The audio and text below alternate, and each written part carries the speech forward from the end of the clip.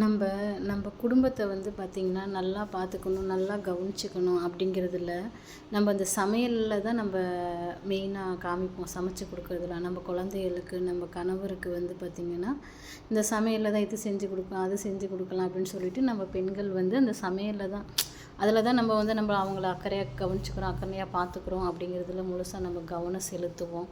அந்த மாதிரி தான் நானும் ஒவ்வொன்றும் சமைக்கிறப்ப பார்த்து பார்த்து ஒவ்வொன்றும் அவங்களுக்காக செஞ்சு கொடுப்பேன். இன்றைக்கி வந்து அவருடைய பிறந்த நாளுக்காக சின்னதாக ஒரு சமையல், ஒரு பிரியாணி, சிக்கன் 65 அது 2 அவருக்கு ரெடி பண்ணி கொடுத்தேன். என்ன தான் நம்ம வெளியில் போய் ஹோட்டலில் நம்ம வாங்கி சாப்பிட்டாலும் அந்த ஒரு ஸ்பெஷல் நாளில் நம்ம மனைவி நமக்காக ஏதோ ஒன்று நமக்காக அந்த ஸ்பெஷலான நாளில் நமக்கு சமைச்சு கொடுத்துருக்கா அப்படின்னு சொல்லி அவங்க ரொம்ப சந்தோஷப்படுவாங்க. அதுக்காக தான் நம்ம சின்னதாக அந்த மாதிரி ஏதாவது ஒன்று சிறப்பான அந்த பர்த்டே அதுமா கல்யாண நாள் அதுமா நம்ம சமைக்கிறது. ஒரு பிரியாணி செஞ்சு சிக்கன் 65 தயிர் வெங்காயம் இது தான் நான் அவருக்காக ரெடி பண்ணி கொடுத்துருந்தேன் அன்னைக்கு. ரொம்ப நல்லா வந்துருந்துச்சு, நல்லா சாப்பிட்டு சந்தோஷமாக இருந்தாங்க. நான் வீடியோ எடுக்கிறப்ப ஏதாவது சின்ன சின்ன மிஸ்டேக் இருக்கும், அதுக்காக சாரி சொல்லிக்கிறேன். ஏன்னா புதுசு இப்போ தான் எடுக்கிறேன். மற்றபடி ஏதாவது பேசுகிறதுல ஏதாவது மிஸ்டேக் இருந்தாலும் தயவுசெய்து மன்னிச்சிருங்க. என்னோடய வீடியோவுக்கு சப்ஸ்கிரைப் பண்ணுங்கள், லைக் பண்ணுங்கள், கமெண்ட் கொடுங்க. வேறு என்ன சொல்கிறதுன்னு தெரியல. வாங்க பிரியாணி எப்படி சமைக்கலான்னு பார்க்கலாம். தேங்க்யூ. வணக்கம் ஃப்ரெண்ட்ஸ். இன்றைக்கி பார்த்திங்கன்னா நான் பாஸ்மதி ரைஸில் நாட்டுக்கோழி பிரியாணி செய்ய போகிறேன். என் வீட்டுக்காருக்கு வந்து இன்றைக்கி பர்த்டே. சரி, ஓகே, அதுக்காக அவருக்கு பிரியாணி செஞ்சு கொடுப்போம் அப்படிங்கிறதுக்காக நான் எல்லாமே ரெடி பண்ணி வச்சேன். இந்த இந்தியா கேட் அந்த பாஸ்மதி ரைஸ் அதெல்லாம் வாங்கி வச்சுருந்தேன் 1 கிலோ. அதுக்கேற்றாப்படி தான் இப்போ அந்த 1 கிலோ அளவுக்கு ஏற்றாப்படி தான் எல்லாமே ரெடி பண்ணி வச்சுருக்கேன் பிரியாணி பண்ணுறதுக்கு. ஃபஸ்ட்டு வந்து பார்த்திங்கன்னா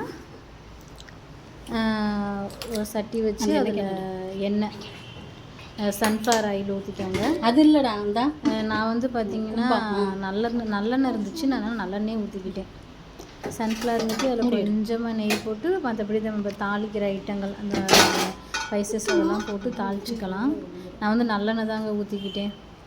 நல்லெண்ணெயில் நம்ம சோம்பு, பட்டை, கிராம்பு, ஏலக்காய், பிரிஞ்சி இலை இதெல்லாம் போட்டு தாளிச்சுக்கிட்டேன்.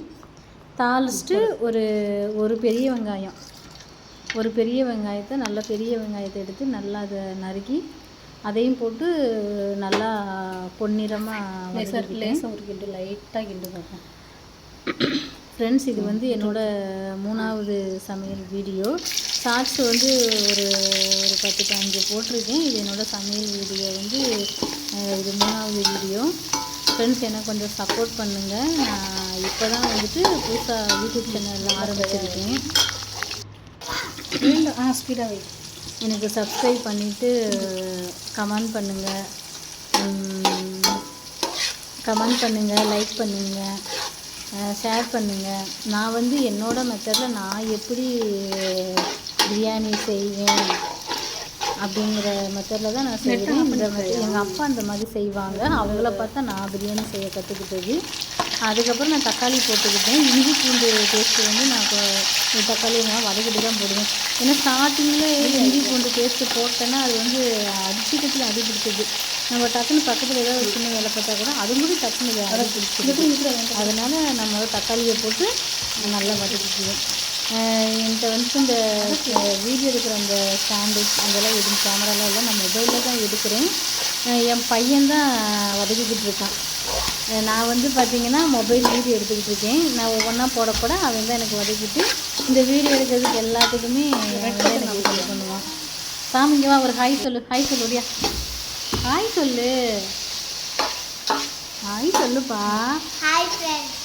ஓகே, ஒரு ஹாய் ஃப்ரெண்ட் சொல்கிறது கூட என் பையனுக்கு வந்துட்டு ரொம்ப இதாக இருக்குது.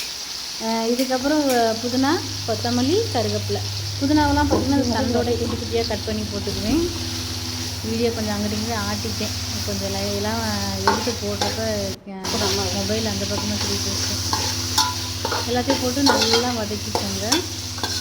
பச்சை மிளகா போடணும். பச்சை மிளகா, புதினா, கொத்தமல்லி, கருவேப்பிலை இதெல்லாம் போட்டு நல்லா வதக்கிக்கிட்டேன். நான் வந்து சரி இன்றைக்கி அவருக்கு பர்த்டேங்கிறனால இந்த பிரியாணி ரெடி பண்ணியிருக்கேன். பார்த்திங்கன்னா இப்போ இருக்க காலகட்டத்தில் நிறைய பேர் பிரியாணிலாம் நல்லா சூப்பராக செய்கிறாங்க, நிறைய பேர் பண்ணுறாங்க. முன்னெல்லாம் சமையலெல்லாம் அந்த ஆர்வம் இல்லை. இப்போலாம் வந்து பார்த்திங்கன்னா நல்லா எல்லாம் சமையல் நிறைய நல்லா பண்ண ஆரம்பிச்சிட்டாங்க. நான் இருந்துட்டு சரி நான் இந்த மெத்தடில் நான் பிரியாணி செய்வேன் இன்னைக்கு நான் செஞ்சேன் அப்படிங்கிறனால அது வீடியோ எடுத்து நான் நீங்கள் பாருங்கள். அதுக்கப்புறம் நான் இஞ்சி பூண்டு அரைச்சிக்கிட்டேன். அதோடு பார்த்திங்கன்னா இஞ்சி பூண்டு அரைக்கிறப்ப கொஞ்சோண்டு மிளகு சேர்த்துக்கிட்டேன். ஏன் அப்படின்னா நம்ம நாட்டுக்கோழி போட்டு பிரியாணி செய்வோம்ல, அதனால நான் கொஞ்சம் மிளகு சேர்த்துக்கிட்டேன். நான் எப்போதுமே நான்வெஜ்ஜெலாம் சமைச்சேன் அப்படின்னா அதில் வந்து கொஞ்சம் மிளகுத்தூள் சேர்த்துக்குவேன். நம்மள்ட்ட மிளகுத்தூள் இல்லை அப்படின்னா நம்ம எதாவது அரைக்கிற பேஸ்ட்டோட கொஞ்சம் மிளகு போட்டு சேர்த்துக்குவேன். ஏன்னா நான்வெஜ்ஜோடு நம்ம கண்டிஷனாக மிளகு சேர்க்கணும். அதனால தான் நான் இஞ்சி வெள்ளைப்பூடோட கொஞ்சமாக மிளகு போட்டு அரைச்சி அந்த பேஸ்ட்டையும் சேர்த்துக்கிட்டேன். கொஞ்சம் தயிர், இப்போ 1 கிலோவுக்கு வந்து பார்த்திங்கன்னா நான் ஒரு 50 கிராம் தயிர், கொஞ்சமாக 50 கிராம் தயிர், 50 கிராம் தான் 20 கிராம் இருக்கும், கொஞ்சமாக தயிர் சேர்த்துக்கிட்டேன்.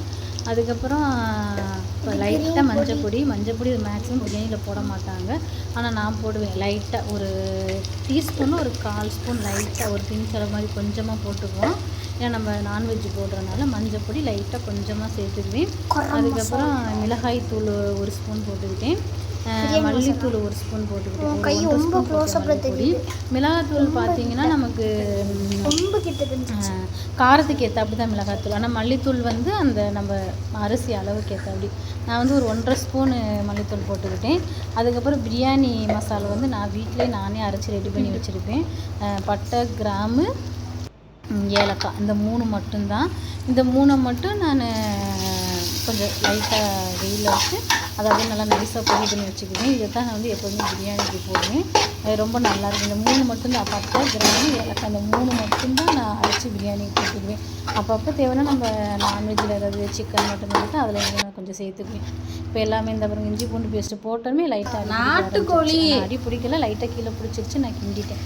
அதுக்கப்புறம் நாட்டுக்கோழி வந்து பார்த்திங்கன்னா 1/2 கிலோ வாங்கிட்டு வந்திருந்தாங்க.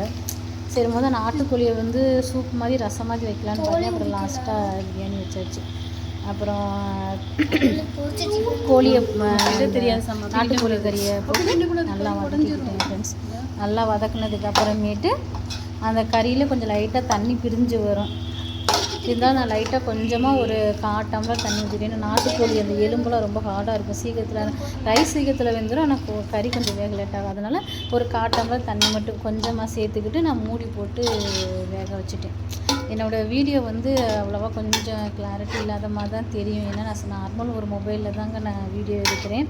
அதே சமயம் வீடியோ எடுக்கிறப்ப நான் ஷார்ட்ஸுக்கு எடுக்கிற மாதிரி எடுத்துட்டேன். அதனால் எடிட் பண்ணுறப்ப இந்த மாதிரி வந்துடுச்சு. அதுக்கப்புறம் நல்லா கொஞ்சம் ஒரு 5 நிமிஷம் நல்லா கறியை வேக விட்டதுக்கப்புறம் எனக்கு அந்த 1 கிலோ பாஸ்மதி ரைஸ் வந்து பார்த்திங்கன்னா இந்த பெரிய டம்ளரில் 3.5 டம்ளர் அரிசி வந்துச்சு.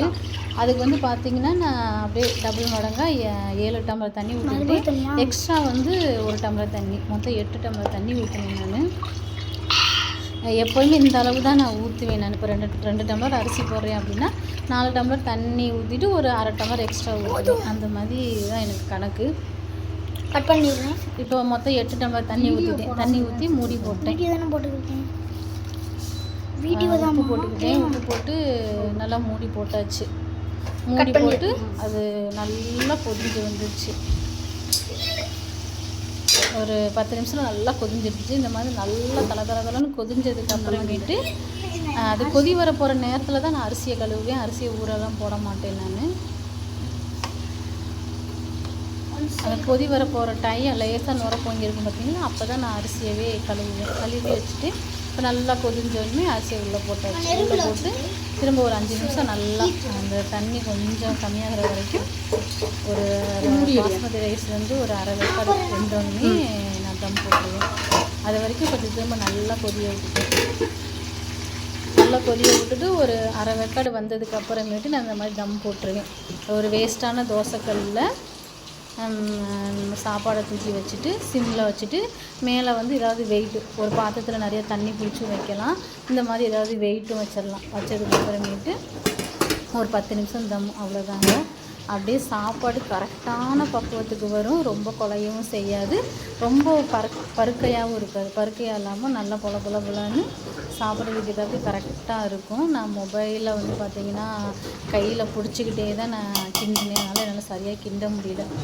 மொபைல் வீடியோ தள்ளி தள்ளி போகிற மாதிரி இருந்துச்சு எனக்கு.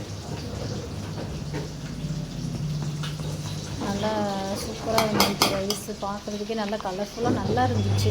நான் வேறு எங்கிட்டாவது மொபைல் அப்படி தூக்கி வச்சுட்டு நமக்கு கிண்டி பார்ப்போம், கரெக்டாக வருதா பார்ப்போம் அப்படின்னு நினச்சேன். ஆனால் பார்த்தா இங்கிட்டு வைக்கிறேன் அங்கிட்டு வைக்கிறேன். ஆனால் பார்த்தீங்கன்னா என்னால் கரெக்டாக அந்த சாப்பாடை கிண்டுற அந்த வீடியோ என்னால் எடுக்க முடியலை. மேலே அங்கிட்டு வச்சு பார்த்தேன், ஒன்றுமே கரெக்டாக வரல. சரி ஓகே அப்படின்ட்டு திரும்ப கையில் பிடிச்சிக்கிட்டு மொபைலை கையில் பிடிச்சிட்டு திரும்ப சாப்பாடை கிண்ட ஆரம்பிச்சேன்.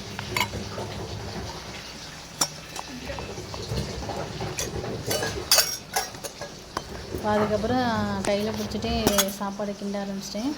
லைட்டாக திரும்ப நல்லா ஒரு கிண்டணும்ல,